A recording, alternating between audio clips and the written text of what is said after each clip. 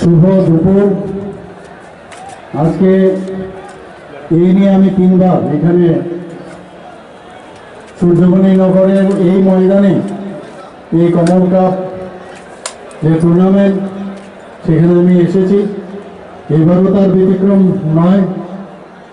তো আমি সর্বপ্রথম এখানে এই সূর্যমণি নগরের মাননীয় বিধায়ক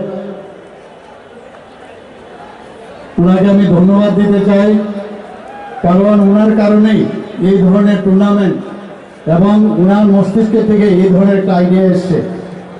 আমি রামপ্রসাদ বাবুকে আমি দেখেছি এই ধরনের ইনোভেটিভ আইডিয়া ওনার সবসময় থাকে, এবং যারা এই কমিটিতে যুক্ত আছে এই টুর্নামেন্ট করার জন্য যারা যুক্ত তাদেরকে আমি ধন্যবাদ দেব।